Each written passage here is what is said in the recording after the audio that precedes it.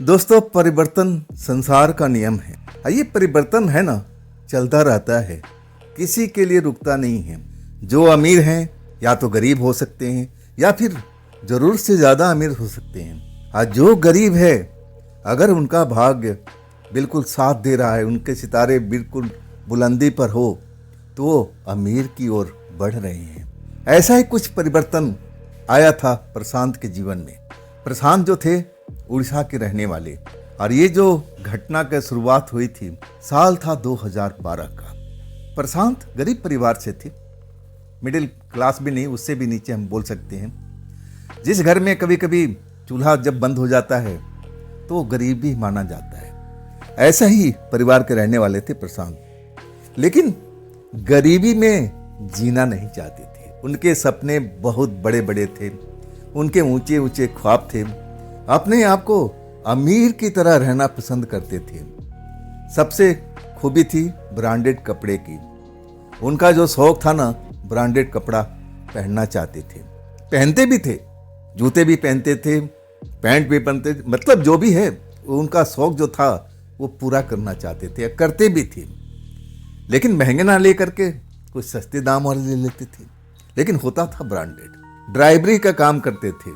कभी कभी इनका जो शौक था ना, इच्छा तो करता था कि मैं अच्छा से अच्छा कपड़ा खरीदूं, अच्छा अच्छा घड़ी खरीदूं, रिस्ट वॉच खरीदूं, गोगल्स खरीदूं ब्रांडेड कंपनी का। ऐसा उनका शौक था।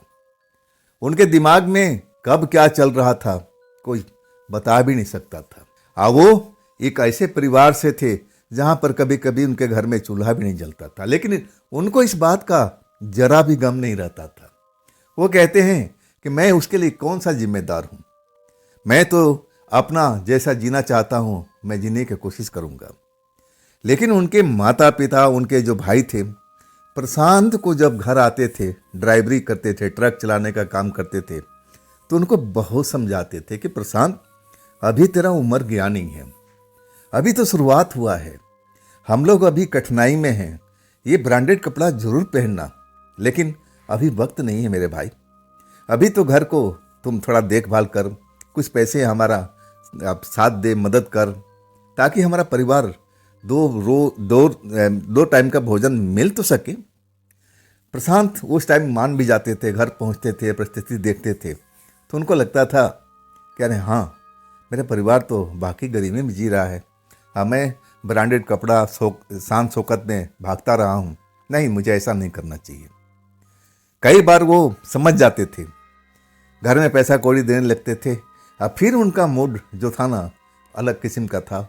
वो अलग दिशा में भागने लगता था कि मैं उसके लिए कौन से जिम्मेदार हूँ, मेरी भी अपनी शौक है, मैं अपना शौक पूरा करना चाहता हूँ, मैं अमीर की तरह रहना चाहता हूँ। और यही शौक उनको एक ऐसी जगह पर पहुँचाने वाला था जहाँ पर कोई जाता तो फिर लौटना बड़ा मुश्किल होता। तो दोस्तों, मैं हूँ राज और आप देख रहे हैं हाईवे 33। तो चलें दोस्तों, आज की कहानी की सफ़र पर। यह कहानी है प्रशांत की। मैं थोड़ा सा कहानी का हिस्सा आपको ज़रूर सुनाया।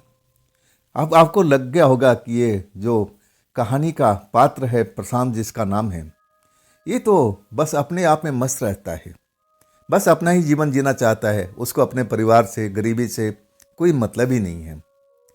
हाँ, ऐसे ही थे प्रशांत बिल्कुल ऐसा ही थे जैसे आप समझ रहे हो। वह अपने आप में जीना जानते थे, दूसरे से कोई मतलब नहीं था। लेकिन उनके साथ में जब वो विचित्र घटना का शुरुआत हुआ ना, तो कई बार वो सोचे कि मैं पीछे लौट जाऊं, ये काम मुझे नहीं करना चाहिए, लेकिन तब तक देर हो चुकी थी।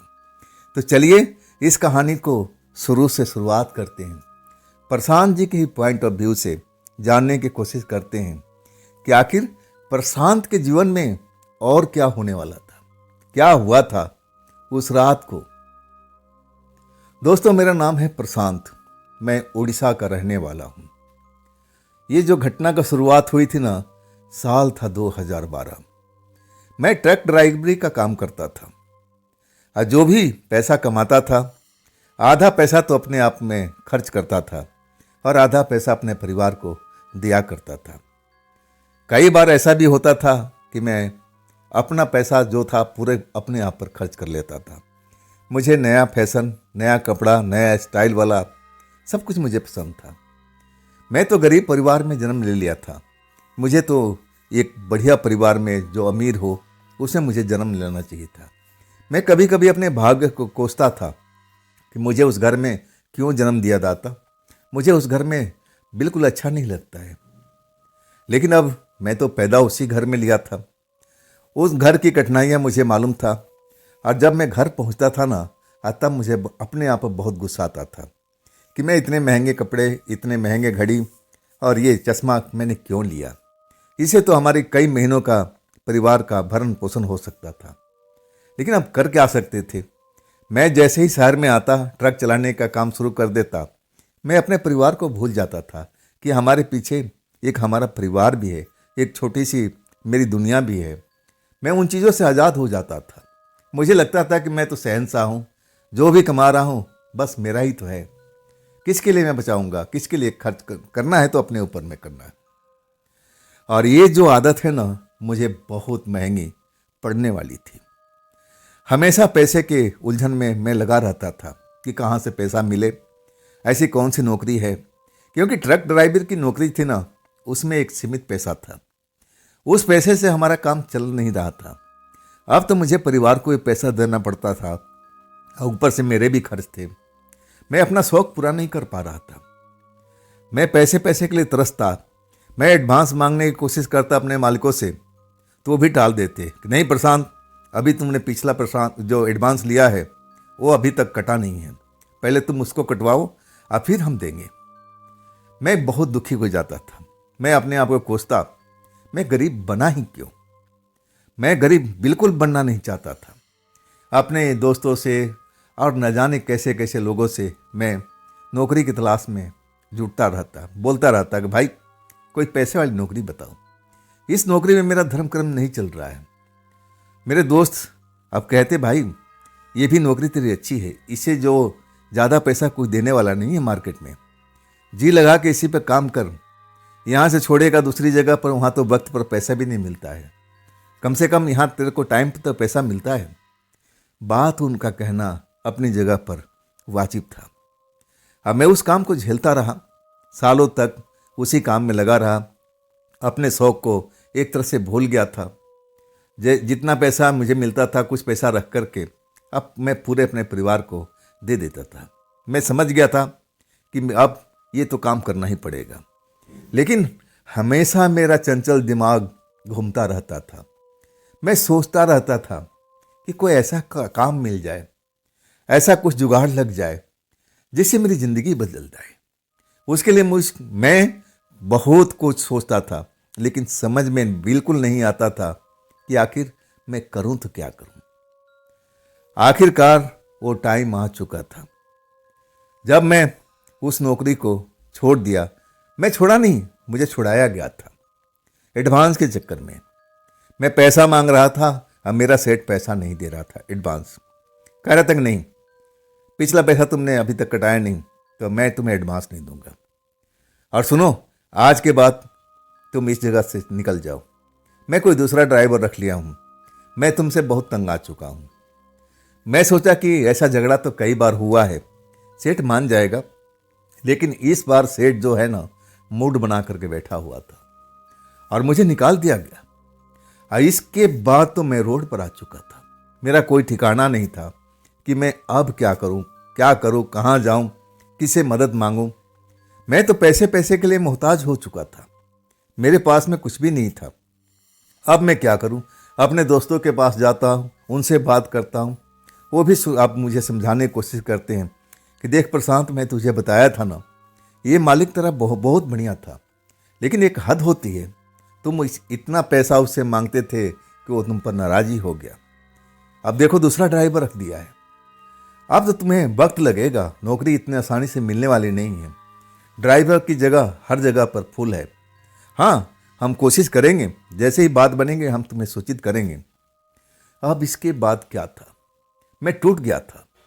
घर तो जा नहीं सकता था, तो मैं आखिर जाऊं तो कहाँ पर जाऊं। मैं अपने यार दोस्तों के साथ में किसी के घर पर एक रात गुजार लिया, किसी के साथ मैं दिन गुजार लिया, और नौकरी की तलाश करता रहता था। लेकिन नौकरी जो थी ना, मुझसे रूठ चुकी थी। मुझे ऐसा लग रहा था कि नौकरी अब मुझे मिलेगी नहीं। कई जगह पर मैं बदनाम भी था और मैं जहाँ जाता ना, मेरे स्टाइल, मेरी वेशभूषा देख करके जो लोग नौकरी देना भी चाहते थे ना, मेरे स्टाइल पर, वेशभूषा पर मुझे मना कर देते थे। मैं जूते शानदार पहने हुए था, मैं जींस का पैंट पहनता था, अच्छे कपड़े पहनता था, और वो मुझ पर हंसते थे। कहते हैं, भैया ये जो कपड़ा पहन रखे हो ना, तुम ड्राइवरी नहीं कर पाओगे। ये तो कपड़ा जो है ना, जो ऑफिस में काम करता है उसके लिए है। तुम्हारे में ये कुवत नहीं है कि तुम ड्राइवरी करोगे। इतने महंगे कपड़े पहन करके भला कोई ड्राइवरी का काम करेगा इतने कम पैसे में? नहीं बाबा नहीं, तुम समय खराब कर रहे हो अपना भी और मेरा भी। मैं कहूँ ना, गुस्सा तो बहुत आता था। अरे भाई, इसमें कपड़े की क्या दोष है? मैं ड्राइवर हूँ, अच्छी तरह से ड्राइविंग करता हूँ, ये तो मेरा शौक है। अच्छे जूते पहनना, ब्रांडेड जूते पहनना, अच्छे कपड़े पहनना मेरा शौक है, उसे क्या लेने देना। लेकिन वो मालिक लोग कहाँ समझते हैं। उनको तो बस पुराना कपड़े वाला, कुर्ता पजामे वाला ड्राइवर चाहिए। तब वो लोग खुश हो जाते हैं कि चलो ये मेहनती इंसान है। और मेहनत में पीछे नहीं हटता था। उन लोगों से मैं ज़्यादा मेहनत करता था, अपने ट्रक को चमका कर रखता था, हर एक चीज़ को देखता था। लेकिन मेरी अब कदर नहीं थी। मेरा क्या दोस्त था? मेरा दोस्त यही था कि मैं ब्रांडेड कपड़े पहनता था। मैं उनके सामने जाता था तो नीचे से ऊपर तक देख करके हैरान हो जाते थे, चौंक जाते थे। आप ड्राइवर का काम करोगे? अरे नहीं भाई, मेरे पास में जगह नहीं है। जगह होती थी वहाँ पर, ड्राइवर की वैकेंसी होती थी, लेकिन मेरे कपड़े से वो लोग चौंक जाते थे। ये भला ये ड्राइवर का काम करेगा? नहीं बाबा नहीं। मुझे भगा दिया जाता था। मैं बहुत तंग आ चुका था। अब तो ऐसा हाल हो चुका था कि अब मैं अपने दोस्तों से उधारी भी कैसे मांगता। मैं इतना उधार ले चुका था, तो अब मैं कैसे मांगूं? कई बार मुझे तो भूखे सोना पड़ता था, ऐसी मेरी हालत हो गई थी। लेकिन उस टाइम एक मेरा जो दोस्त था मेरी मदद करता था। वो भी गरीब था, मेरे से भी ज़्यादा गरीब था, लेकिन उसका जो दिल था ना, बहुत बड़ा था। वो कहता था, प्रशांत जब तक तुझे काम नहीं मिलता ना, तू मेरी खोली में रह ले। हम लोग खोली में रहते थे उसके साथ में, झोपड़ी ही बोल सकते उसको। और वो झोपड़ी में अकेले रहता था। इसके बाद मैं उसके साथ में हो गया। अब वो ही झोपड़ी हमारा ठिकाना था। वो तो अपना बेचारा काम पर चला जाता था। एक बार गया तो कभी 15 दिन में आता था, लेकिन जब भी आता था मेरे लिए कुछ न कुछ लेके आता था कि देख प्रशांत, तुझे ये पसंद है ना। मैं अब मन मार करके उसकी तरफ देखता कि देखो मुझसे भी गरीब है, लेकिन ये मेरी कितनी इज्जत करता है, मेरा कितना ध्यान रखता है। और मैं पढ़ा लिखा भी हूँ, ड्राइवरी भी अच्छा कर लेता हूँ, और आज मैं इसके झोपड़ी में बैठा हुआ हूँ। मैं कैसा हूँ भाई? मुझे तो अपने आप पर शर्म आती थी। लेकिन वो मेरा बुरा वक्त चल रहा था। बुरा वक्त कब आएगा, कैसे आएगा, कुछ कहा नहीं जा सकता है। इंसान को अपने आप पर कंट्रोल रखना चाहिए, कुछ बचत जरूर करना चाहिए बुरे वक्त के लिए, जो मैंने बिल्कुल नहीं किया था। उस बात का मुझे आज भी पछतावा था। और उसके बाद मैं दर दर भटकता था, सुबह निकलता था काम की तलाश में, लेकिन काम मुझे मिलती नहीं थी। ऊपर से दुत्कार जरूर मिलता था, अरे जाओ भाई, हमारे पास में ऐसे लोगों के लिए जगह खाली नहीं है। और मैं क्या करता? ऐसा ताने मुझे सुनने पड़ते थे और मैं बहुत नाराज था। उस रोज जब मैं एक अपने दोस्त के पास पहुंचता हूं, और उसने बोला था कि तू 10 दिन 15 दिन में मेरे पास में आना, अब मैं तेरे लिए कोई ना कोई जुगाड़ लगाऊंगा। जब मैं उसके पास जाता हूँ, शाम होती है, वो नहीं था। मैं इंतज़ार करने लगा। आखिरकार वो 8 बजे रात को आता है। मुझे देख करके अजीब नज़रों से घूरने लगता है। बोला तो नहीं, लेकिन हाय हेलो भी नहीं किया। तब मुझे बहुत बुरा लगा था। लेकिन अब मैं जिस काम के लिए आया था वो तो पूछना ही था। मैं उससे पूछता हूँ कि भाई दोस्त, आपने बोला था एक काम के लिए, नौकरी के लिए, तो क्या वो नौकरी मुझे मिलेगी? तब वो गुस्से से मुझे देखने लगा, कहने लगा कि देखो मैंने बात किया था उस आदमी से मैं उस सेठ से बात किया था, तुम्हारे बारे में बताया। जैसे तुम्हारे बारे में बताया वो मुझ पर भी भड़क गया। कहने लगा, अगर तुम उसका दोस्त हो ना तो तुम भी ऐसे ही बनोगे। मैं कहूँ ना, मुझे गुस्सा पीना पड़ा था। मुझे इतना गुस्सा आया था, मतलब मैं इतना बदनाम हो चुका था मार्केट में। लोग बाग अब मेरे से कतराने लगे थे, मेरे अपने दोस्त मेरा साथ छोड़ने लगे थे और बहुत छोड़ चुके थे। बस मेरा एक वही दोस्त था जो झुग्गी में रहता, झुग्गी झोपड़ी बोल सकते हैं उसको। कम किराया था, अपना भी नहीं था और उसी में हम गुजारा करते थे। और वो मेरा हमेशा ख्याल रखता था। जब भी वो बाहर निकलता था अपना ट्रक लेकर के, कहता था, तू चिंता मत कर, तुझे नौकरी जरूर मिलेगी। अब मेरा दिल कहता है तू एक दिन बहुत बड़ा इंसान बनेगा, लेकिन कब, कैसे, ये तो मुझे बिल्कुल नहीं पता था। मैं निराश भाव से अब बैठा हुआ रहता था। मन करता था कि कभी गांव चले जाऊं, लेकिन गांव जाके करूंगा क्या?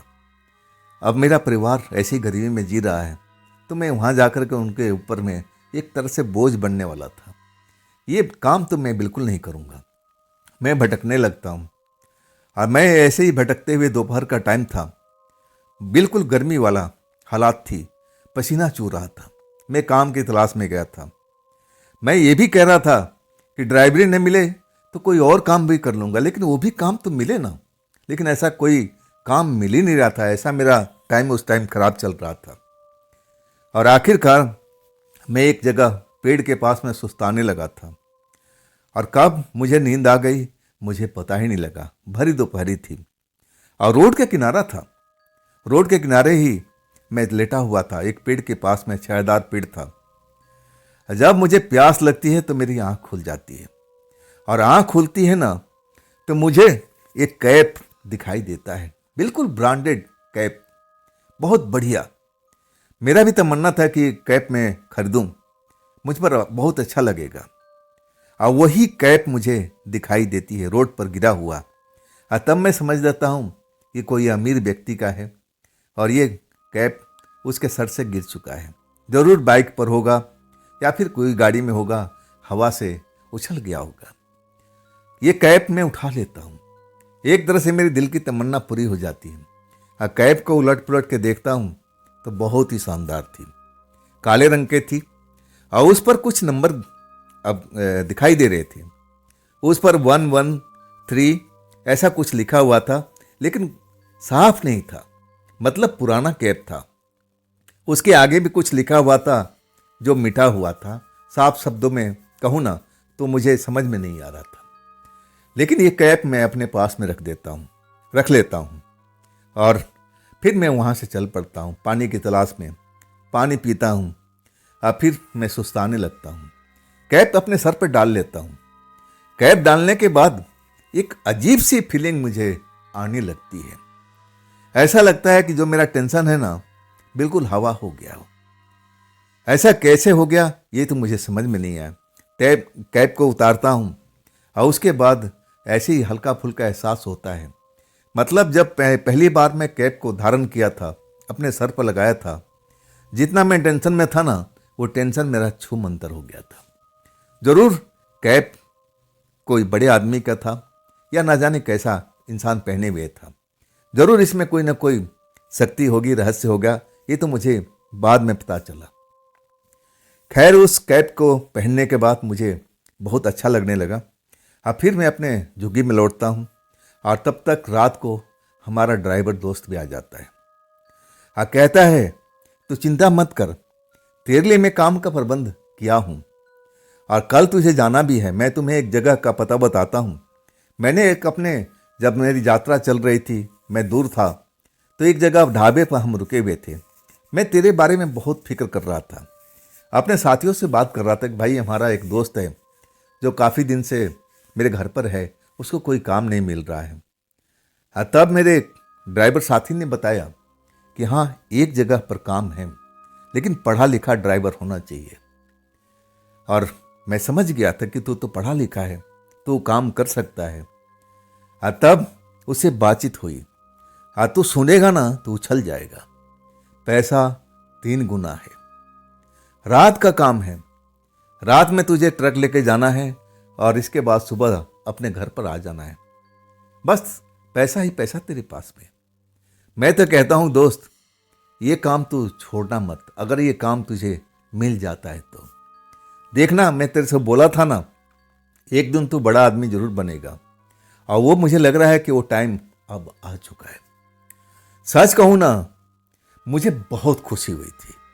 इतनी खुशी हुई थी कि मैं उसको गोद में उठा लिया था और कहने लगा कि भाई बस यही काम करवा दे, तू किसी तरह से ये नौकरी मुझे दिलवा दे।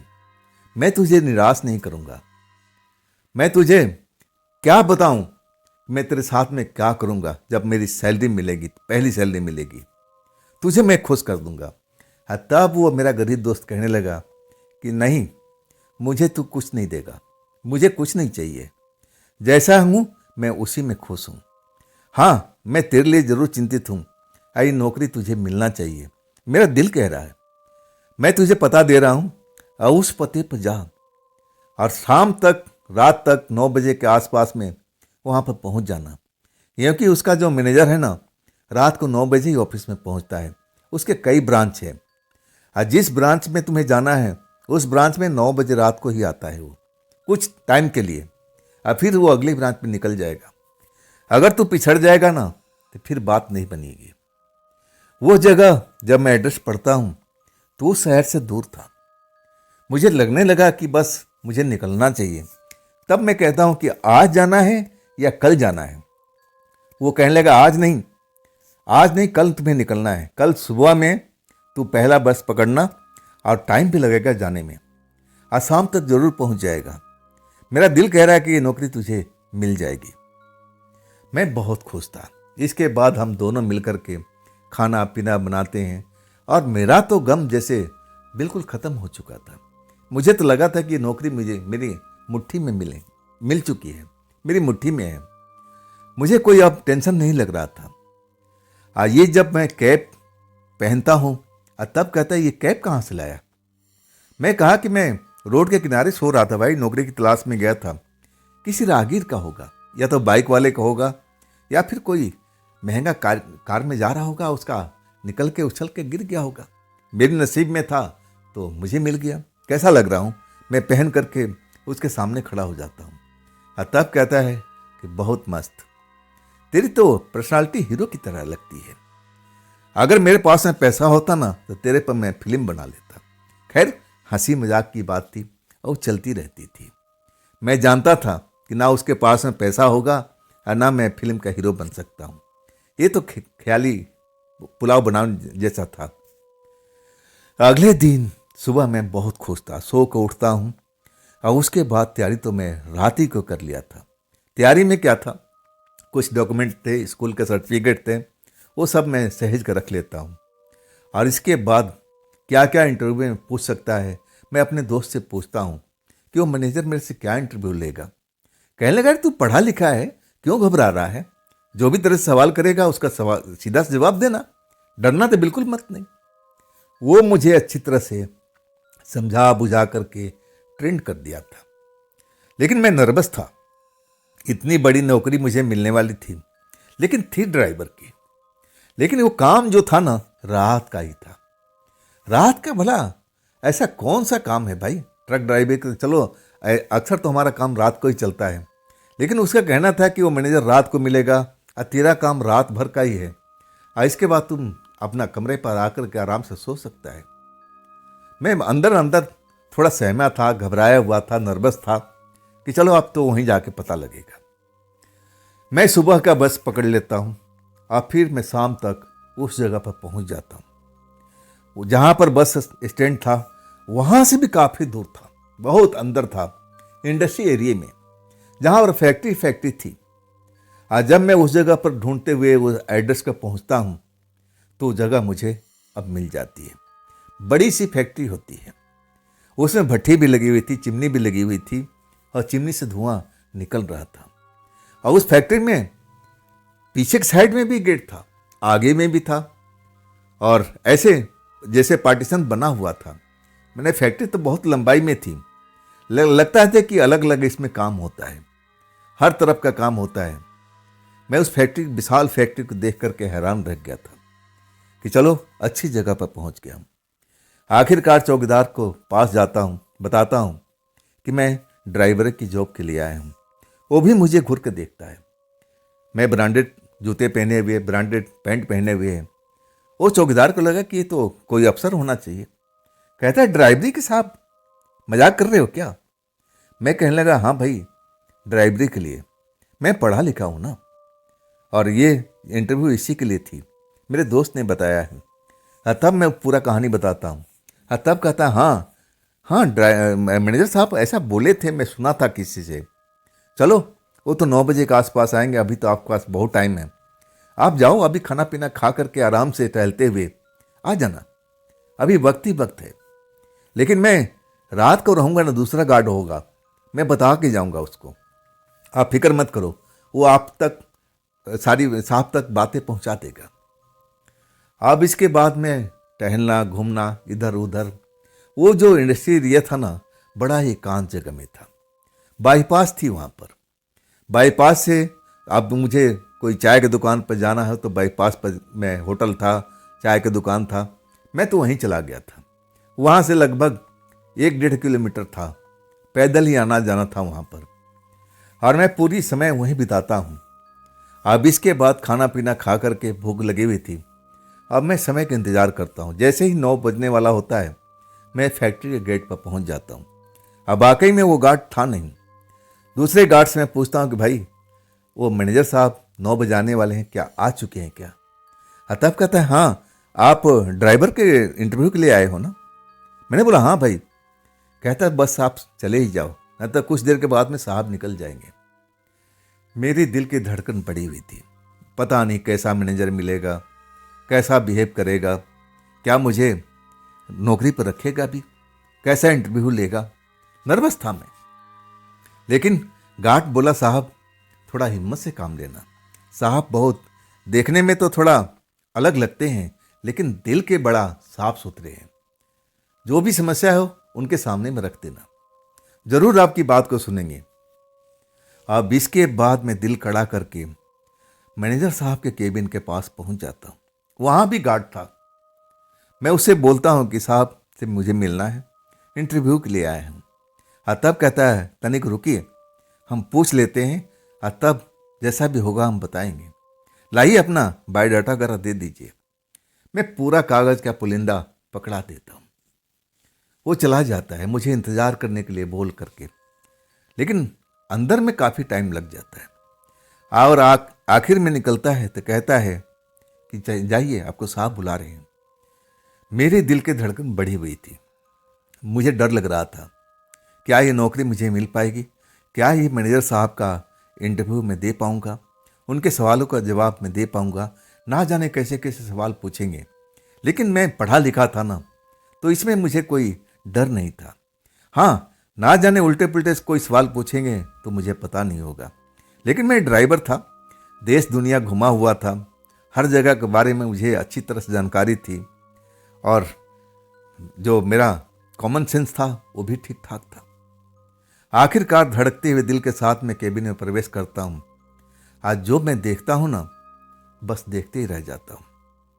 साहब एकदम गोरे अंग्रेज की तरह थे। अगर कोई देख लेता ना तो समझ जाता है कि अंग्रेज के पास बैठा हुआ हूँ, या ये अंग्रेज व्यक्ति है। ऐसा ही था।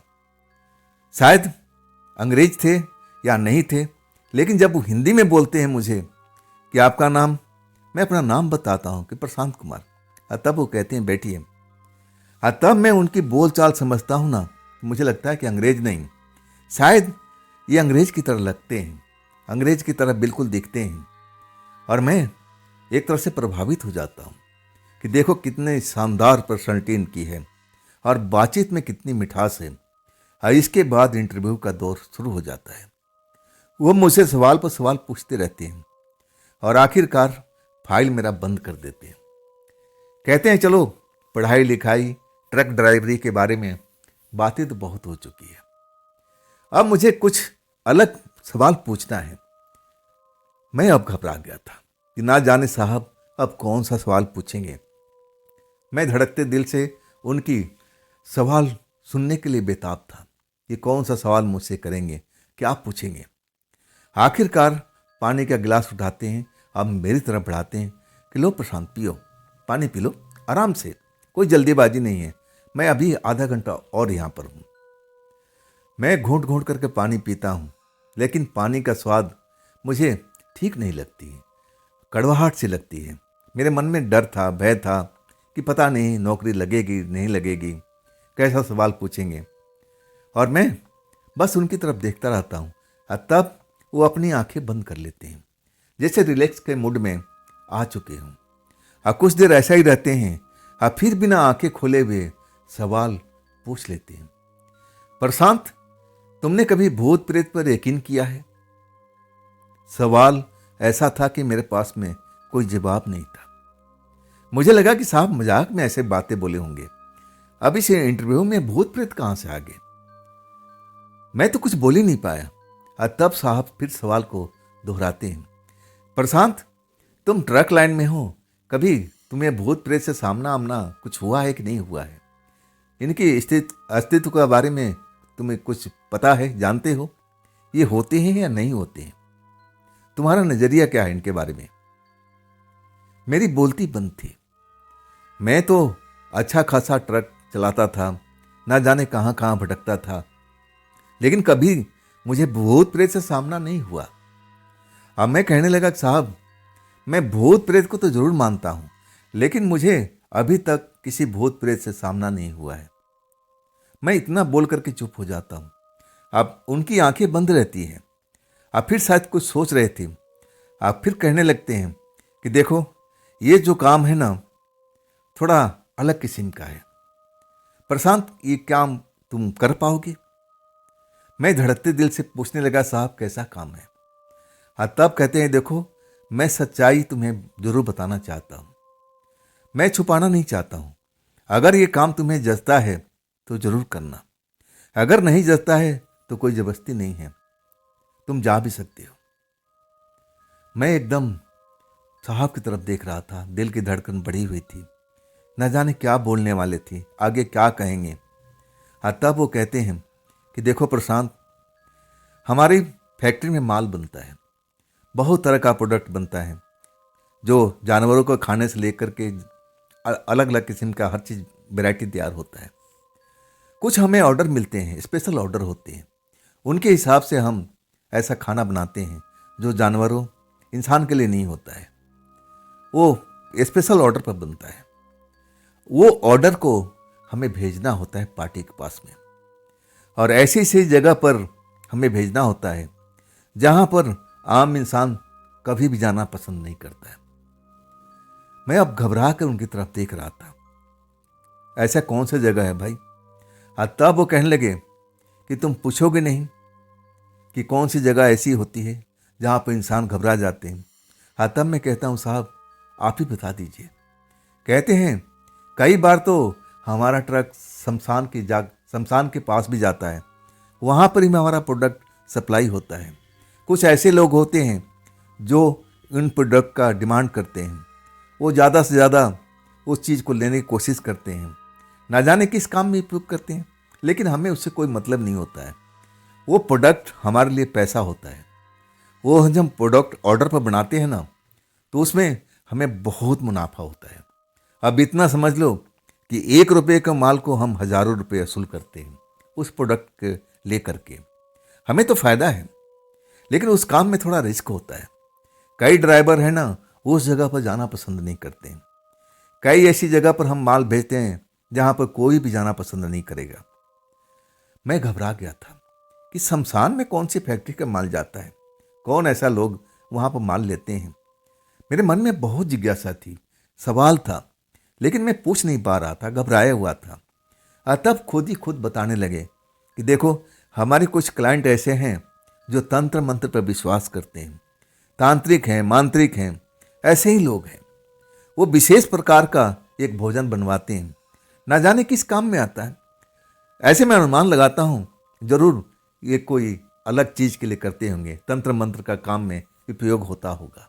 मैनेजर साहब बताते चले गए कि देखो प्रशांत, हमें तो ऑर्डर पूरा करना होता है, खास किस्म का ऑर्डर होता है, उसको बनाने में भी बहुत सारा टाइम खर्च होता है, मेहनत भी लगती है। और वो प्रोडक्ट, वो तांत्रिक मांत्रिक किस काम में अब करते होंगे, हमें कोई उससे कोई मतलब नहीं है। हमें तो पैसे से मतलब है।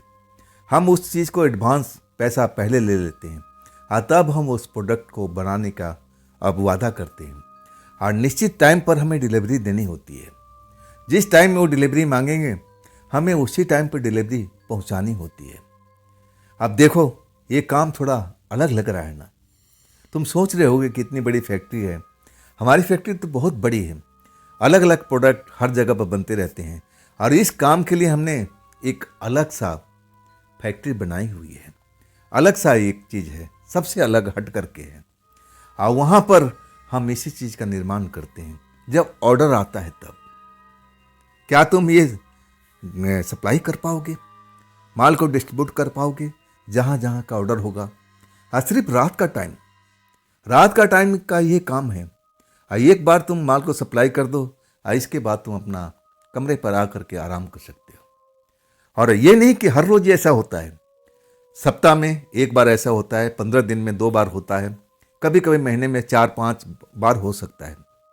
और इसके बाद में हमारे जो सामान्य काम है तो वो काम तुम्हें करना है। जैसे आम ड्राइवर काम करते हैं, फैक्ट्री का माल ढोना, वो तुम करोगे, लेकिन खास दिन को ये माल सप्लाई करना पड़ेगा। और देखो, इसके लिए हम ज़्यादा पैसा देते हैं। जब वो पैसा बताते हैं ना तो मैं उनको देखता ही रह जाता हूँ। क्या ऐसा संभव है? ये जो बोल रहे हैं इतना पैसा मुझे मिलेगा? जो मेरी पिछली सैलरी थी उसका 4 गुना था। मैं तो हिल जाता हूँ पैसा सुन करके। अब बिना सोचे समझे कहता हूँ कि हाँ जी, बिल्कुल मैं तैयार हूँ, मैं बिल्कुल ये काम का करूँगा। मैनेजर साहब बड़ा खुश हो जाते हैं, कहते हैं ठीक है, अब मैं कल मिलूँगा और इस फैक्ट्री में नहीं, एक और फैक्ट्री का एड्रेस बताते हैं। ये जो काम है वहीं पर होता है, इस जगह पर नहीं। वो फैक्ट्री भी थोड़ा अलग है क्योंकि मैं उस फैक्ट्री को दूर रखना इनसे अलग चाहता हूँ। तुम वहाँ पर मिलना और बाकी बातें हम वहीं पर कर लेंगे।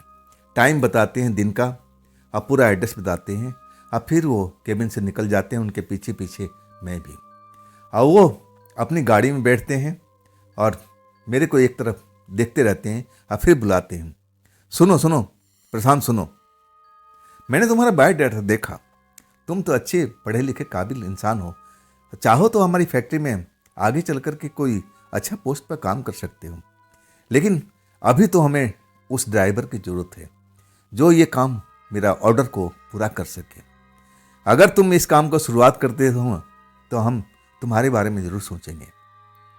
मैं तो बड़ा खुश हो गया था कि साहब मुझ पर प्रसन्न हो चुके हैं और अगले पल मेरे हाथों में कुछ पैसा देते हैं।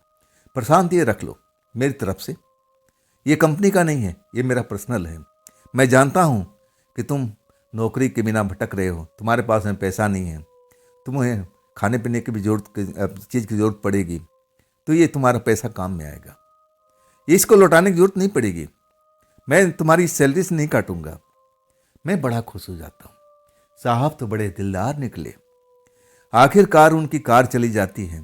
अब मैं कई बार अब बस देखते रह जाता हूँ, मुड़ मुड़ करके उनकी गाड़ी को, जो पिछली लाइट है लाल रोशनी दूर हुई दिखती हुई जा रही है, धुआं उड़ाती हुई, धूल मिट्टी उड़ती हुई, और आखिरकार कार मेरे नज़रों से ओझल हो जाती है। तब मैं ज़मीन पर आता हूँ, मेरे पैर बिल्कुल जैसे हवा में उड़ रहे थे। मैं इतना सैलरी मिलेगा मुझे यकीन नहीं था। मैं इंटरव्यू में बिल्कुल पास हो चुका था, सब कुछ परफेक्ट हो रहा था, मैं तो बड़ा खुश था। तब गार्ड कहता है कि साहब, मैं जानता था कि आपको ये ज़रूर काम मिलेगा। ऐसे ही जोग व्यक्ति को साहब तलाशते रहते हैं और आप उनकी नज़र में बिल्कुल आगे हैं। साहब को निराश मत करना, उनसे आप झगड़ने की कभी कोशिश मत करना, उनसे हमेशा मिल के रहना, देखना एक दिन आप अच्छे जगह पर पहुंचोगे। जैसे गार्ड भविष्यवाणी कर रहा था। अब मैं कहने लगा कि आपके मुंह में घी शक्कर, ऐसा होगा ना तो आपके लिए मैं ब्रांडेड कपड़ा पूरा दूंगा। वो गार्ड खिलखिला के हंस पड़ा कि ठीक है साहब, बिल्कुल सही है, आप ऐसा कर देना मेरे लिए।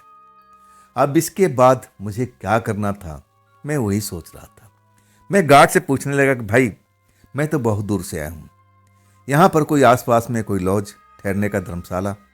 तब कहता है, साहब कहाँ लॉज पर जाओगे, यहाँ आसपास में है होटल, लेकिन आप अफोर्ड नहीं कर पाओगे, बहुत महंगे हैं। मैं कहता हूँ कि यहाँ पर गेस्ट रूम है इसी फैक्ट्री में, आप वहाँ पर रात बिताओ ना। अब तो आप इस कंपनी के वर्कर हो, तो डर किस बात का? मैं रजिस्टर में पूरा एंट्री करूँगा ना, सब कुछ आपका नाम लिखूँगा, पता लिखूँगा, तो आपको बाहर जाने की कोई ज़रूरत ही नहीं है। रहा खाने पीने का, तो उसका भी मैं प्रबंध करा दूंगा, चिंता मत करो। मैं बोलता हूँ, साहब मैं तो खाना खा के आया हूँ, मुझे और चीज़ की ज़रूरत नहीं है। हाँ, चाय कॉफ़ी मिल जाएगी, बस उतना ही काफ़ी होगा। खैर वो रात मुझे गेस्ट हाउस में अच्छी तरह से नींद भी आती है और वो गार्ड मेरा ख्याल भी रखता है। चाय कॉफ़ी मुझे पिलाया, इसके बाद मैं तो सो गया था। मैं उस कैब को जब सुबह उठता हूँ ना, तो देखता हूँ वो कैब मेरे लिए बहुत ही लकी साबित हुआ। अगर वो कैब मुझे नहीं मिलता तो सारे जो मेरे भविष्य का दरवाज़ा था शायद खुलता भी नहीं। कैब मेरे लिए बहुत बहुमूल्य था और उस कैब को मैं चूमने लगा था कि तुम्हारी वजह से मैं इस जगह पर आ गया हूँ। और कैब बिल्कुल अपने सर पर लगा के रखता था। मुझे बड़ा उसमें अच्छा अनुभव महसूस होता था। ऐसा लगता था कि मैं वाकई अमीर व्यक्ति हूँ, ऐसा मुझे मेरी पर्सनालिटी लगती थी।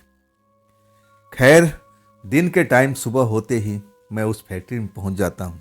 वो फैक्ट्री तो बिल्कुल एकांत में बनी हुई थी, हाईवे से दूर जा कर के, अब बिल्कुल सुनसान क्षेत्र में थी। मैं उस फैक्ट्री में पहुँचता हूँ और तब वहाँ देखता हूँ, वहाँ तो बहुत सारे मटन का जैसे गाड़ियाँ लगी हुई थी। मटन वहाँ पर कट रहा था, मटन बाहर से आया हुआ था, जैसे मटन का कोई रोस्ट बन रहा हो, कोई ऐसा चीज़ बन रहा हो। अब मुझे तो समझ में नहीं आया। खैर मुझे क्या करना था, निश्चित टाइम पर मैनेजर साहब की गाड़ी आती है। अब मुझे अपने केबिन में बुलाते हैं और कहते हैं कि देखो आज बिल्कुल सही समय है, आज ही रात को माल सप्लाई होना है, तो क्या तुम तैयार हो, अपने आप को तैयार कर लिए हो? मैं कहता हूँ हाँ साहब, मैं बिल्कुल तैयार हूँ और जो भी आप काम देंगे पूरा ईमानदारी से करूँगा। साहब खुश हो जाते हैं। आप फिर कहते हैं कि देखो मैं तुम्हें कुछ लिस्ट दे रहा हूँ जो आज रात में 4 जगह पर पहुँचानी है, लेकिन कुछ शर्तें भी हैं, उसको भी सुन लो। जब तुम ये माल लेके जाओगे ना, माल पैकेट में होगा, बड़े बड़े बंडल में होगा, पैकेट में होगा और ये लोड में तुम्हें मिलेगा। ऐसी गाड़ी है रेफ्रिजरेटर वाली जिसमें ठंडा रहता है, जिसमें वस्तु खराब नहीं होती है, वही ट्रक लेके जाना है। ट्रक यहाँ से सिर्फ पैक होगा और इसके बाद तुम्हारी जिम्मेवारी है। अगर वो माल खराब होता है किसी कारणवश, तो तुम सब कुछ तुम्हारा जिम्मेदारी में आएगा। देख रेख तुम्हारा जिम्मे है। आज जहाँ जहाँ डिलीवरी देनी है और वो एड्रेस लिखा हुआ है, कौन सा पैकेट पर वो नंबर सब डला हुआ है, और वही पैकेट तुम्हें देना है। कोई और पैकेट गलत जगह पर बिल्कुल नहीं डालना है। जहाँ का नंबर है वही नंबर उस जगह पर तुम्हें डिलीवरी देना है। अब बदले में कुछ नहीं लेना है। अगर तुम्हें कोई दे भी ना, तुम्हें लालच में नहीं फंसना है। भूल करके भी अगर लालच में फंस गए ना, तो समझ लो तुम्हारे लिए समस्या खड़ी हो जाएगी। अब मैं नहीं चाहता हूं कि जैसे बाकी ड्राइवरों के साथ में हुआ है तुम्हारे साथ में हो। जब मैं सुनता हूं कि बाकी ड्राइवर, मतलब मेरे से पहले यहाँ और भी ड्राइवर काम करते होंगे, तो लालच कैसा भाई? मैं तो कोई लालच नहीं करूँगा। मुझे क्या है, अपने काम से मतलब रखता हूँ। मैं साहब से कह देता हूँ कि साहब मैं कोई लालची व्यक्ति नहीं हूँ, मैं ऐसा कभी नहीं करूँगा। जैसा आप कहोगे मैं आपके रास्ते पे ही चलूँगा, जो आप मुझे दिखाओगे उसी रास्ते पे चलूँगा।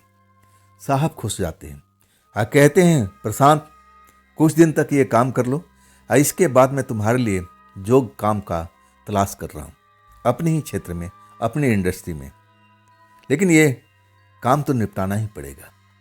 ये जो हमने ठेका लिया हुआ है, कॉन्ट्रैक्ट लिया हुआ है, और ये हमें पूरा करना ही होगा। और ये कॉन्ट्रैक्ट पूरा होते ही मैं तुम्हें इस काम से निकाल दूंगा, ये काम भी खत्म हो जाएगा लगभग। इसके बाद हम दोबारा इस काम को कभी नहीं लेंगे। मुझे भी इसमें बहुत सिरदर्दी लगती है। मैं भी ये काम लेकर के एक तरह से फंस चुका हूँ, लेकिन ये काम पूरा करना पड़ेगा। अगर मैं ये काम को पूरा नहीं करूँगा तो बहुत कुछ यहाँ पर बिगड़ जाएगा। मैं भी, और एक तरह से ये फैक्ट्री का भी सर्वनाश शुरू हो जाएगा।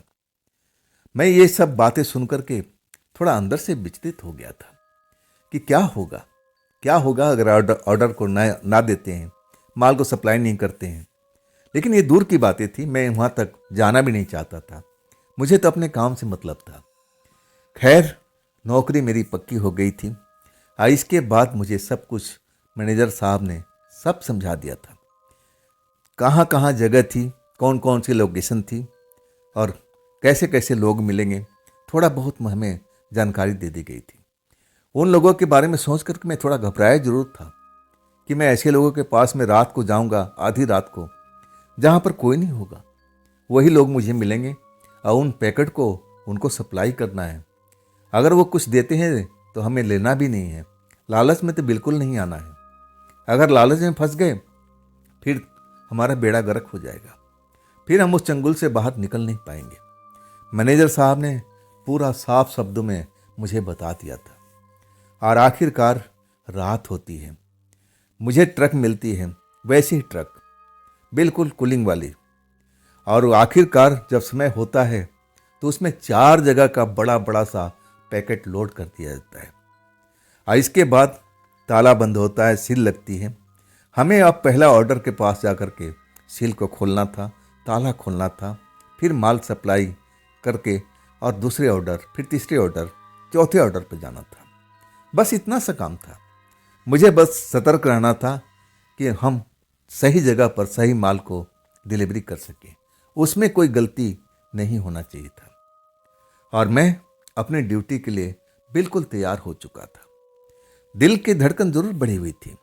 जब मैं ट्रक लेकर निकलता हूँ ना, तो उस जगह से जहाँ वो फैक्ट्री थी और वहाँ से काफ़ी दूरी पर वो जगह था पहला, जहाँ मुझे ऑर्डर देना था, सप्लाई करना था।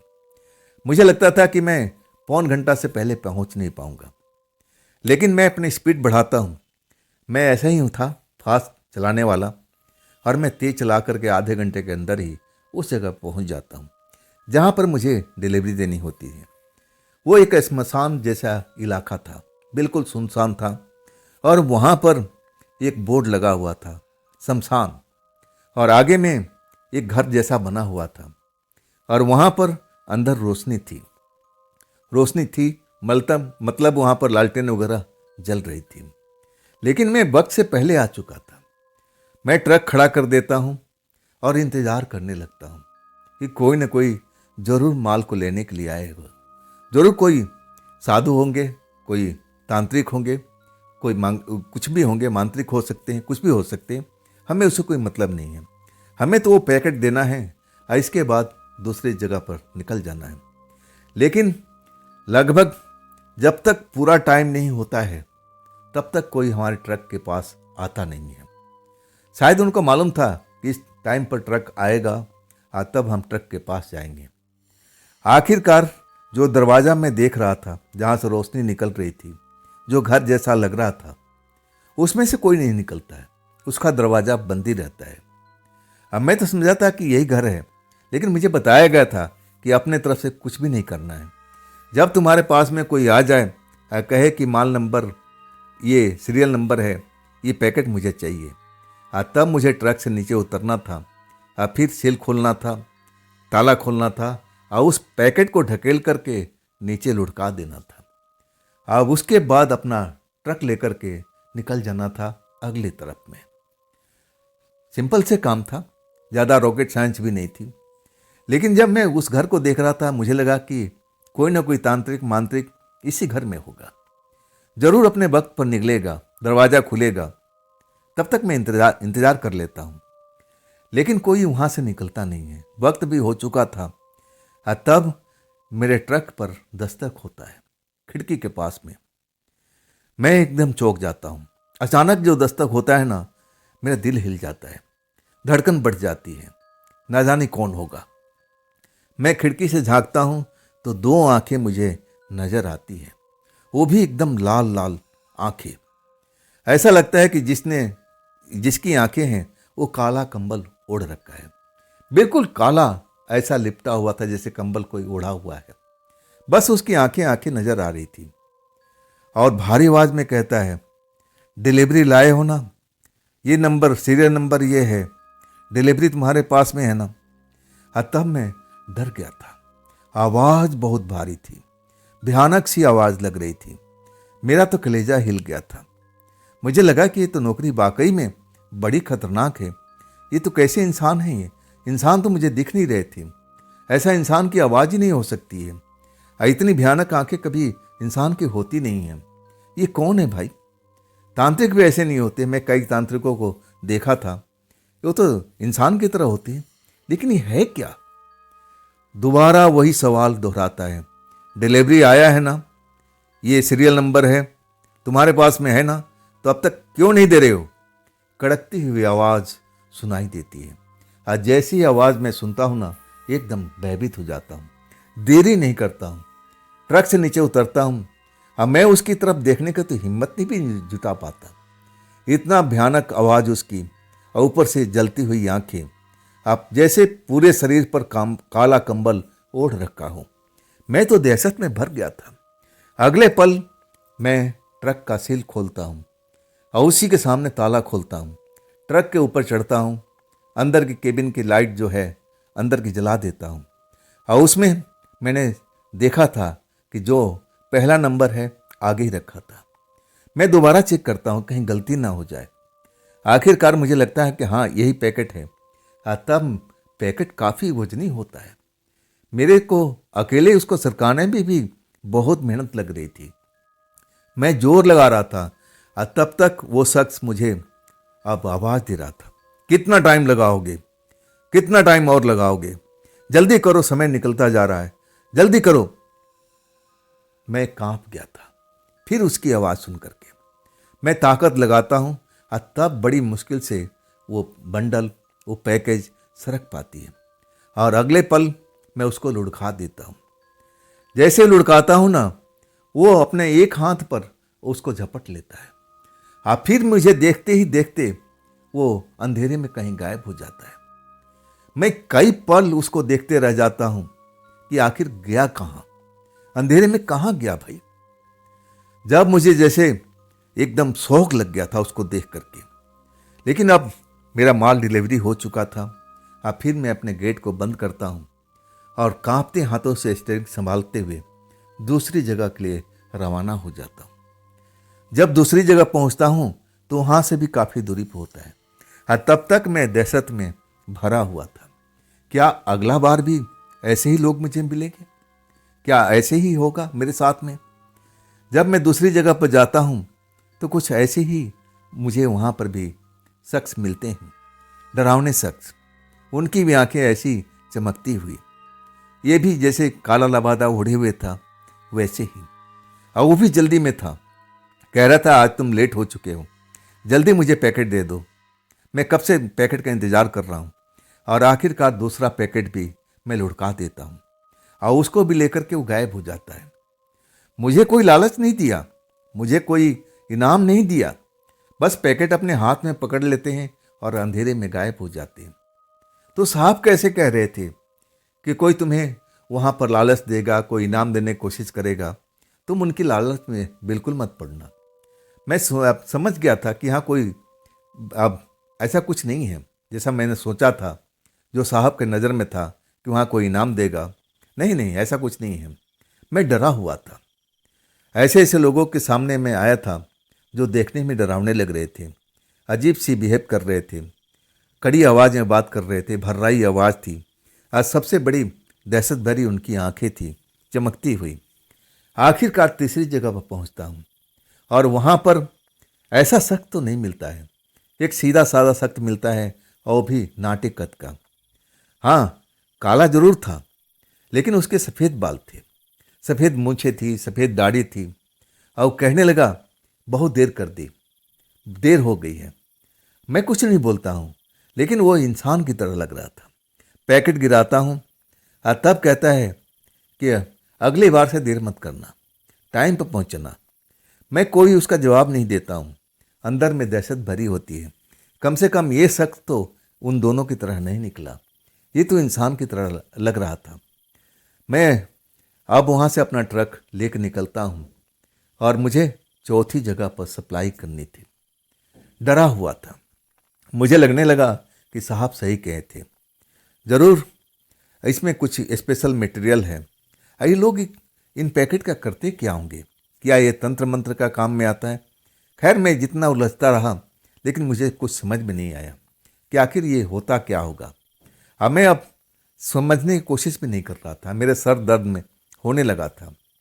आखिरकार चौथी जगह पर पहुंचता हूँ और वहाँ पहुँच करके बिल्कुल ठिकाने पर ऐसी ही जगह थी, लेकिन शमशान वहाँ नहीं था।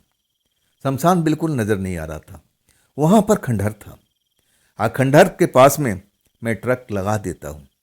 इसके बाद इंतज़ार करने लगता हूँ और आखिरकार एक सुरीली आवाज़ मुझे सुनाई देती है, दरवाज़ा तो खोलोगे ना कि अंदर ही रहोगे? बिल्कुल जैसे कोई कम उम्र की लड़की हो या जवान लड़की हो, ऐसी चहकती हुई आवाज़ मुझे सुनाई देती है। तब मैं ट्रक से नीचे उतरता हूँ। देखता हूँ सफ़ेद कपड़ों में एक, अब लड़की है या औरत है उस टाइम तो मैं समझ नहीं पाता हूँ, चेहरा अपना ढके हुए थी और उसकी आंखें सिर्फ दिखाई दे रहा था। वो कहती है, जल्दी से अब माल को निकालो, मुझे भी लेट हो रही है, इतना देर कहाँ लगा लिए? मैं किसी का सवाल का जवाब नहीं दिया, बिल्कुल शांत रहा। जैसे साहब ने कहा था कि कोई भी तुमसे सवाल करे ना, खामोश रहना ही ठीक है। और इसके बाद मैं चौथा पैकेट निकालता हूँ। वो ज़्यादा ही वजनी था, सबसे ज़्यादा वजनी तो मुझे यही पैकेट लग रहा था। बड़ी मुश्किल से मैं उसको लुढ़काता हूँ और उसके बाद वो ज़मीन पर गिर जाता है। वो जो औरत थी उठाने की कोशिश नहीं करती है और उसे उठ भी नहीं पाता, वजन काफ़ी था। तब कहने लगी कि आप मेरी मदद करो, हम दोनों अब पकड़ करके कुछ ही दूर पर मेरा घर है, वहाँ तक पहुँचा दो, इसके बाद आपका काम खत्म। वाकई में वो औरत थी। अब मुझे लगा कि औरत अकेले उठा नहीं पाएगी और मैं भी अकेले उठा नहीं सकता था, वजन काफ़ी था। मैं सोचा कि चलो अब लास्ट काम है, ये कर ही देते हैं। अब इसके बाद एक साइड में वो पकड़ती है, दूसरी साइड में मैं पकड़ता हूँ और फिर उस बंडल को उठा करके हम चलने लगते हैं। और रात भी अंधेरी थी। आखिरकार एक जगह पर उजाला नज़र आता है। तब कहती हम पहुँच गए, बस यही हमारा घर है।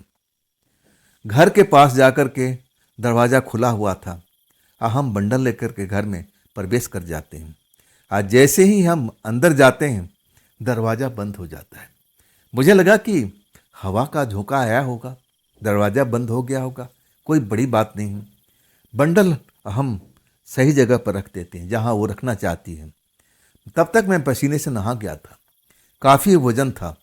अब मैं उसकी तरफ देखता हूँ, औरत को, जैसे पूछना चाहता हूँ कि अब तो आपका काम हो गया, क्या मैं निकल जाऊँ? शायद वो मेरे मन की बात समझ गई थी। कहने लगी बस 2 मिनट रुको, अब तुम थक चुके हो ना, मैं तुम्हारे लिए स्पेशल शरबत बना देती हूँ, ज़्यादा टाइम नहीं लगेगा, तब तक यहाँ तुम बैठ जाओ और अपने पसीने सुखा लो। मुझे लगा कि हाँ, मैं थका जरूर हूँ और ऐसा मुझे लग भी रहा था। आखिरकार मैं उस स्थान पर बैठ जाता हूँ जहाँ वह बैठने के लिए कहती है। कुछ देर के बाद में बड़ा सा गिलास में वो कुछ तरल पदार्थ लेके आती है। कहती है, ड्राइवर साहब अब इसको पी लो, देख लेना तुम्हारे शरीर में जान आ जाएगी। मैं प्यासा भी था। अब मैं उस तरल पदार्थ को ज़्यादा गौर नहीं करता हूँ, देखने में पानी की तरह था। अब मैं धड़ाधड़ उसको पी जाता हूँ। बाकी ठंडाई का एहसास होता है और शरीर में एक ताजगी से अनुभव होने लगती है। इसके बाद कुछ देर तो ऐसा मुझे लगता है और अगले पल मुझे चक्कर आने शुरू हो जाते हैं। ऐसा लगता है कि जिस कुर्सी पर बैठा हूँ वो कुर्सी भी नाच रही है, नाच रही जोरों से। फिर मुझे कुछ भी याद नहीं होता। जब मेरी आँख खुलती है ना तो सर में दर्द उठ रहा था, बहुत तेज दर्द, बदन में भी दर्द, ऐसे ही ऐठन सी हो रही थी। मैं अपने बदन को देखता हूँ तो मेरे बदन पर बहुत सारे निशान जैसे दिख रहे थे, जिसने जैसे कोई मेरे बदन पर कोड़े बरसाए हों या छड़ी से कोई मेरी पिटाई कर दिया हो। ऐसे ऐसे लंबे लंबे निशान मेरे सीने पर, मेरे बाजुओं पर नजर आ रहे थे। मेरे कपड़े कहाँ हैं? मेरे कपड़े कहाँ हैं? मेरे बदन पर तो कोई कपड़े नहीं थे, कहाँ गए? और मैं देखता हूँ कि मैं अपने ट्रक में ही हूँ, कपड़े बगल में रखे हुए हैं। मैं रात की बात याद आ जाता है, अरे मैं तो माल सप्लाई करने गया था, पास में ही घर था। मैं जब देखता हूँ तो खेतों का इलाका है, जंगल का इलाका है, ना तो वहाँ कोई घर दिखाई दे रहा है और ना वो औरत। मतलब मैं कहाँ था? ट्रक तो मेरे सही जगह पर अभी भी खड़ा है, मैं इसी जगह पर लोकेशन डाल के आया था, तो गलत कैसे हो सकता है? वो घर कहाँ गया? क्या हो गया? ये मेरे साथ में हुआ क्या है? मेरे शरीर पर ये लंबे लंबे निशान कैसे बने हुए हैं? किस चीज़ का है? उस औरत ने मेरे साथ में क्या किया है भाई? मेरे सर में इतना दर्द क्यों हो रहा है? मेरे शरीर में चुभन क्यों हो रही है? मेरे शरीर में टूटन क्यों हो रही है?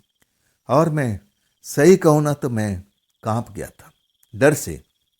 क्या मेरे साथ में ऐसा क्या हुआ? किसने मेरे कपड़े उतार दिए? मैं ऐसा इंसान बिल्कुल नहीं था। ट्रक ड्राइवरी जरूर करता था, लेकिन औरों से मैं अलग हट करके था। मैं औरतों को बड़ी अच्छी नज़र से देखता था, बहन बेटी की तरह देखता था। कभी बुरा ख्याल मन में आता नहीं था। जैसे हमारे घर में अपनी बहन बेटी है, उस नज़रिए से सबको मैं देखता था। और आखिरकार ये मेरे साथ में किसने क्या किया? मैं घबराया हुआ था, डरा हुआ था, और आखिरकार कपड़े पहनता हूँ और अपना ट्रक से नीचे उतर करके उस घर को तलाशने की कोशिश करता हूँ, लेकिन वो घर मुझे मिलता नहीं है। खंडहर जरूर मिलते हैं, खंडहर में कोई होता नहीं है। जंगली झाड़ पेड़ सब उगे हुए हैं। दूर दूर तक घर का तलाश करता हूँ, ना तो वो औरत दिखाई देती है और ना कोई घर। आखिरकार मैं उस जगह से अब रवाना हो जाता हूँ, डर दहशत से भरा हुआ कि मेरे साथ में हुआ क्या है, ये औरत मेरे साथ में किया क्या है, ये निशान कैसे हैं, मेरे साथ में कोई बदतमीजी की, मेरे साथ में कुछ और किया है, यही डर मुझे लगा हुआ था।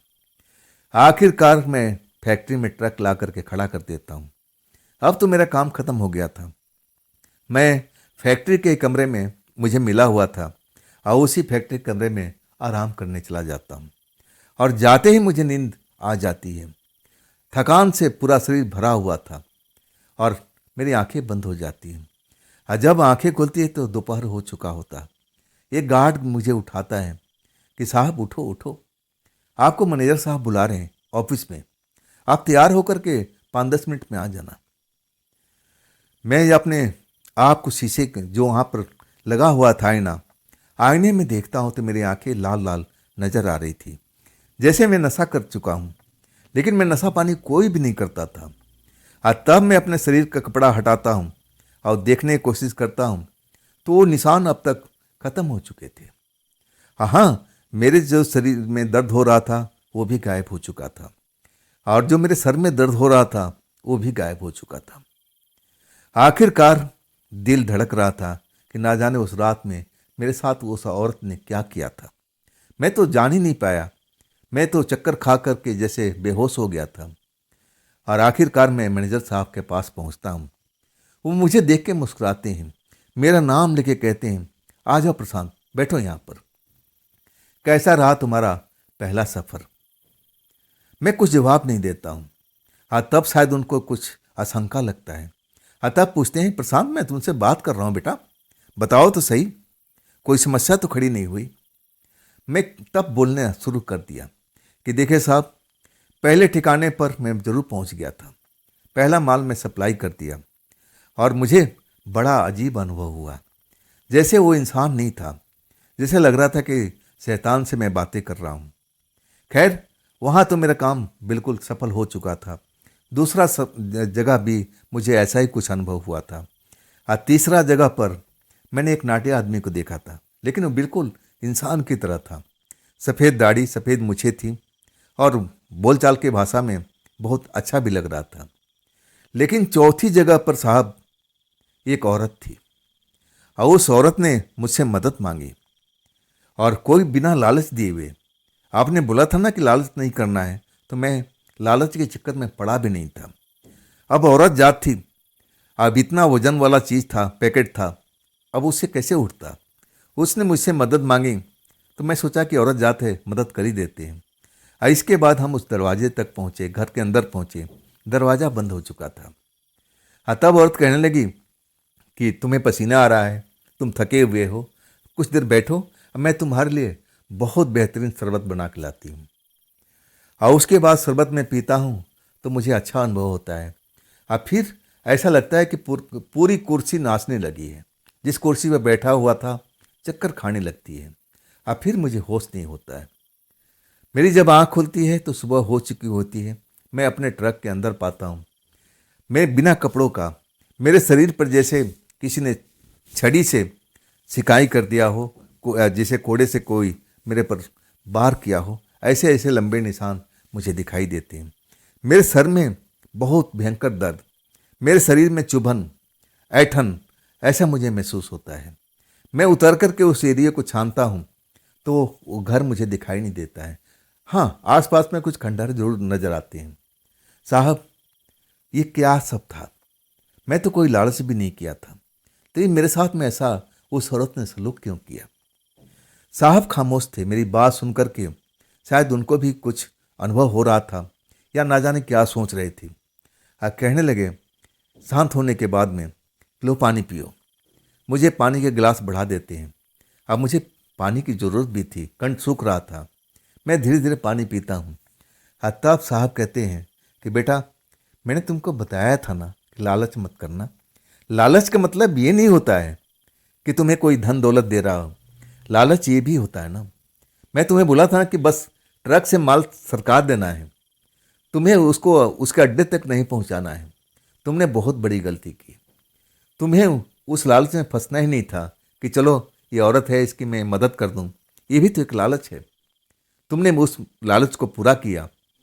दूसरी लालच, तुमने उस घर में जाकर के शरबत पीने की कोशिश किया और पिया भी, वो भी तो लालच था।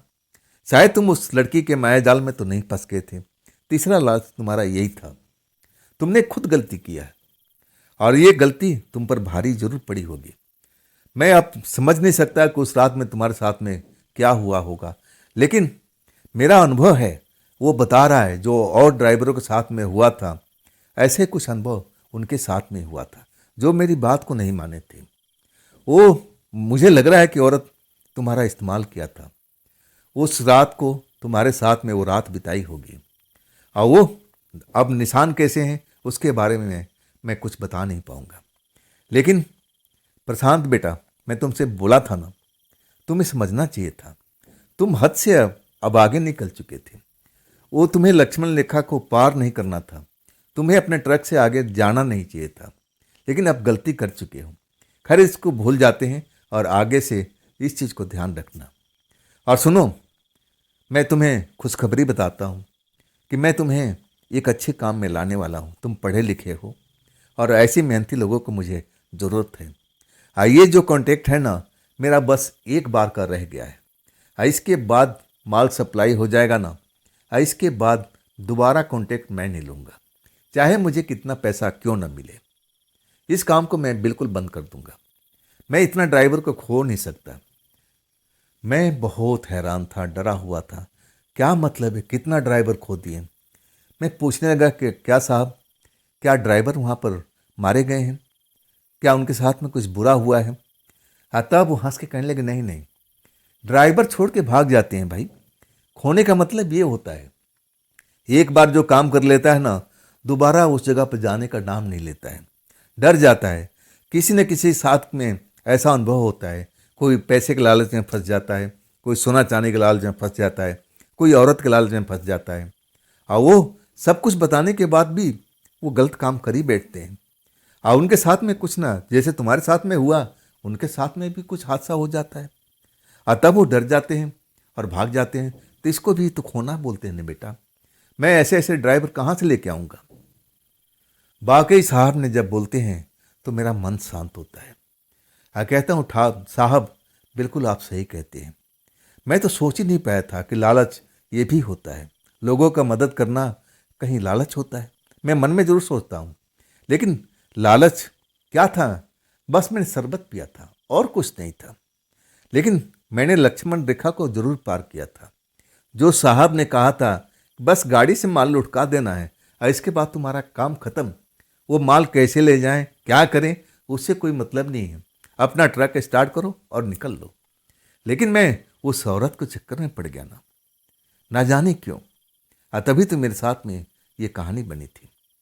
खैर, ये कहानी बस एक बार और दोहराई गई थी, लेकिन मैं अब सतर्क हो चुका था। जो लक्ष्मण रेखा था मैं उसको पार नहीं किया था। हाँ, मुझे उस औरत ने फिर लालच दिया था कि मेरी मदद कर दो। देखो, इस बार मैं तुम्हें बहुत सारा धन दूंगी। मेरे पास में धन की कमी नहीं है। लेकिन मैं अब समझ गया था कि अगर मैं इस बार लालच करूंगा ना, तो मैं अगली बार तो जिंदा भी शायद ट्रक में पहुंच गया था। इस बार ये औरत मुझे जाने नहीं देगी। ये ऐसी ऐसी औरत नहीं है, ये कोई बहुत ही ऊंची प्रेत आत्मा है। इसमें शक्ति की कोई कमी नहीं है। ये तो स्वांग कर रही है। ये तो चाहेगी तो अपनी उंगली से इस वजन को उठा के लेके जा सकती है, और ऐसा उसने किया भी था। जब मैं मना कर देता हूँ कि नहीं जी, ये मेरे अब कांटेक्ट में नहीं है, चाहे तो आप कांटेक्ट में पढ़ सकती हो, और तब वो नाराज हो जाती है। अगले पल अपने हाथों में एक हाथ से वो वजन को उठा लेती है और जैसे खिलौना हो, और फिर अपने घर की तरफ चल देती है। मैं देख करके दहल जाता हूँ। आखिर ये आज रात को मेरे साथ में कौन सा खेल खेलना चाहती थी, जो मुझे धन दौलत का लालच दे रही थी। मैं उस लालच में बिल्कुल नहीं फंसा। इसके बाद साहब का कांटेक्ट खत्म हो चुका था। आज साहब ने मुझे उचित काम उसी फैक्ट्री में दे दिया था। तो दोस्तों, ये थी प्रशांत कुमार जी की अपनी आप बीती। ये आप बीती आपको कैसी लगी, कमेंट में ज़रूर बताइएगा। दोस्तों, अगर आपके पास भी ऐसा कुछ अनुभव है, कोई अपनी कहानी है जो आप मुझ तक पहुंचाना चाहते हो, तो आप मुझे इंस्टाग्राम पर मेरे व्हाट्सएप नंबर पर ज़रूर शेयर कीजिएगा। दोस्तों, ये भी चैनल आप ही का है, तो इसको भी अपना प्यार दीजिए, दुलार दीजिए, लाइक कीजिए, सब्सक्राइब कीजिए, अपने दोस्तों को शेयर कीजिए। फिर हम मिलते हैं ना दोस्तों, कल की रात इसी चैनल पर और इसी टाइम पर। आप लोग अपना ख्याल रखिएगा। नमस्कार।